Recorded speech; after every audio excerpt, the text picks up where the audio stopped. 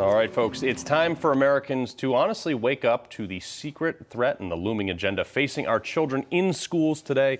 At Trinity School in New York City, right here, a teacher has been placed on leave after being caught on camera saying she would be 100% Democratic with the kids and would never allow a Republican voice on campus. Also, this is the worst part. She allegedly said that she would hand a fictional hitman a list of students. The Dexter character. Whoa. In my hometown of Greenwich, Connecticut, the assistant principal of Cobb Elementary School was caught saying that he would only hire liberal teachers who would push woke ideas, and he would not hire or promote Catholics. Folks, this is a big deal. Joining me now is actually a former Greenwich Board of Education member and state representative candidate for the 151st District, Peter Sherr. Peter, appreciate you being on this morning. Good morning, Carl. All right, so I want to get started in our hometown of Greenwich. Can you explain to the audience exactly what the heck happened in Cobb and where the situation stands now? It's really unbelievable. An assistant principal was caught on camera actually laying out that he would not hire teachers into Greenwich Public School if they were Catholic, if they were over 30, if they didn't push forward a transgender agenda, and if they were conservatives. He essentially said, unless you're a Democrat, don't apply here.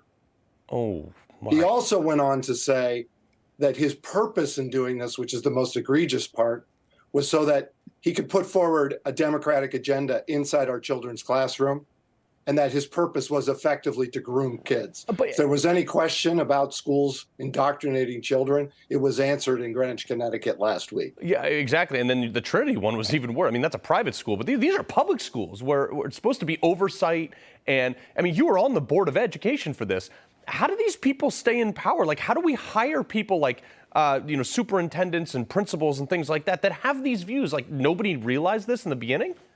Well, no, but I mean, boards of education really need to step up. You know, in Greenwich, Connecticut, our board is split amongst 4 Democrats and 4 Republicans. The purpose in doing that is so that it's supposed to make sure schools are depoliticized and keep politics out of the schools.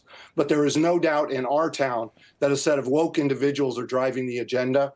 They hired a superintendent that has endorsed this. She's pushed a lot of CRT and other things into our classroom. She's been called out for doing that.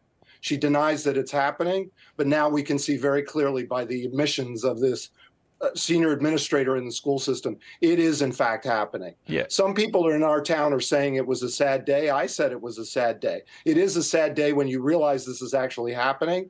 But someone pointed out to me just yesterday, it's actually a happy day in Greenwich, Connecticut, because now we can see it's all here and we can get this ripped out of our schools. Yeah, but you were on the Board of Ed as recent as 2 years ago, before you decided to run for state rep. I left the board in December. Yeah, you're right. Yeah, exactly. So the problem here, sorry, there's a bug flying in my face. The response though from parents has been like outrageous. I mean, like, look, I'm a parent. I have 2 kids in public school right now, soon to be 3. The oversight on this has got to be swift. But what is the bulk of parents saying right now? Oh, parents are outraged. I mean, there was a rally the day this came out. 250 people showed up on the lawn of Cobb School. That doesn't happen in Greenwich, Connecticut. It might happen in other places, but you don't get people here to just drop everything and show up. They're outraged. I've been out knocking doors. They're outraged too. They can't believe it's actually happening. The only people who are left in denial about this are the people in our town on the political left. Even some of the people who are the candidates, they're talking about and decrying his actual anti-religion and other views. They're being incredibly silent on the topic of, in fact, they're indoctrinating kids in the classroom. Yeah. It's very interesting how this is developing. Parents are outraged and they want change. Yeah. Our first selectman, who's effectively the mayor, what he's called for is a deep, independent review of everything that's going on in the school system. And it's not going to be a good day for the Board of Education, nor for the superintendent, who all of this happened under her watch. Yeah, well, but I think the Attorney General of Connecticut has launched an independent investigation into this based on, a number of legal oversights on the board's part and superintendent. But we saw this in Florida. Like, parental rights and education is like top of the ballot. Glenn Youngkin was elected because of this in Virginia. 5 out of 5 that Ron DeSantis endorsed on school boards in Florida took it back. We saw this in California, of all places. You're running for state rep, obviously. Is there anything you can do from a state level that you would do day one? Well, in Connecticut, schools are really a state function. So much of what goes on in schools is actually decided in Hartford. I'm not a career politician. I'm just a community volunteer that wanted to get involved in fixing and making sure my kids had the best schools. But I learned being on that board, and anybody who thinks their local school board runs their schools, that's not right. So much of it is decided in state legislatures. Things like they want to push down a CRT curriculum. That mandate went through in our single party legislature in Hartford.